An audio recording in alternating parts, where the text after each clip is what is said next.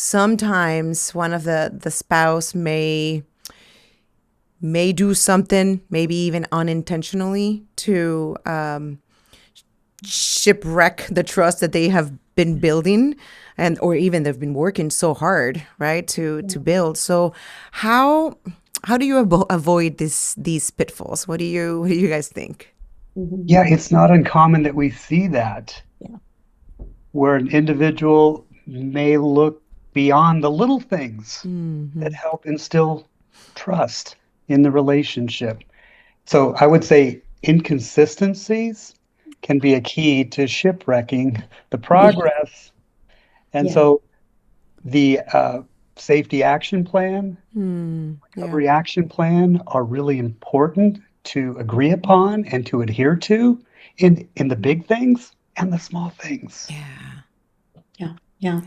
Yeah, it's consistency in those little things that might Mm. not seem very important, maybe to the betrayer, but are extremely important to the betrayed spouse. Oh, yeah. If you say you're going to be leaving work at 5:30 and we start slipping and, well, I'm not going to leave until Absolutely. 5:40, but I don't really think I need to let her know. And, you know, that that 10 minutes difference can make a Oh whole lot of my difference gosh. in that betrayed spouse's spirit. Mm. Yeah. So true. Well, these become opportunities sometimes for the addict or the struggler to understand why they've developed some of that protective personality. I've Mm, found ways in which even in recovery there would be temptations to like make myself look better, or to I didn't want my wife to be upset, so I'd kind of shade the truth. And it's like, wait a minute, I'm doing what I've always done. Now it's not in an area of sexuality, but it's in these other areas. But it's coming from that same root of I want to look good to be accepted. I want you to like me, so I'll shade the truth so you like me. And those were important things to realize, that even if it wasn't in the area of sexuality, viewing porn, it was tied to it for my spouse. And I think that's a pitfall that I see people get into, is they think, well, as long as I avoid that thing, whatever the Mm-hmm. behavior was that we're changing, Right. well, it's not porn, or it's not an affair, or it's not yeah.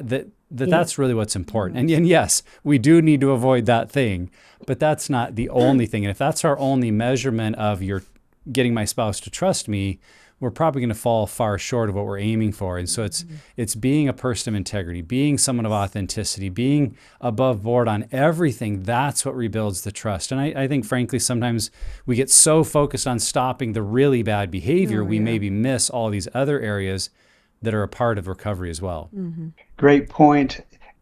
The analogy I like to draw is in all things, it's important to walk in the light, Oh, Mhm. to be known, transparency. Mm-hmm. to be authentic, to share. If I'm going to lunch, I'm going to share that I'm going to lunch. Mhm. Sherry and I had mentioned earlier today, I'm not sure there's been any action like a lunch or dinner or meeting up with a friend that I haven't discussed with her first. Mhm. Yeah. And we're doing life together in Mm-hmm. that. So Yeah. we don't let those small things slip Yeah. Mhm. and where she's questioning, Mhm. Absolutely. Mhm. And walking it the line. and it's not a matter of, being checked up on or Tyler having to ask permission or any of that kind of thing. I'm not being his mommy or his cop, Right. but it's just that idea of it's being transparent. It's being known. It's informing each other of what's going on in our lives. Yeah, that And truly brings that sense of togetherness, right? Mhm. We're in this together. It's Yeah. not just about me, uh, but it's about us, and in that transparency, you're expressing that it's us. It's not just me. Mhm. Yeah, the setting expectations, I think, Mhm. is critical. Oftentimes, when a couple do not express their expectations, that expectation is not met. Mm-hmm. It's super important to talk about expectations. Mhm. Yeah. That's good. Mhm. Yeah, I was thinking about what you said, Sherry, that doesn't mean constantly checking up on someone, or that kind of like, I have to be on top of you all times to know where you're at. But that transparency, it just becomes a way of life. Michelle and I, my wife, we use Life 360 to track where our kids are at, which also means we can use it to find where our spouse is at. But I've Yes. said, if you have to check Life 360 to see where I am, I've probably already missed the boat, because that means I haven't communicated to you a plan that I have. Even if it's like you said, Sherry, on the way home, I'm planning to stop and pick up something at a store that I need, for the lawnmower.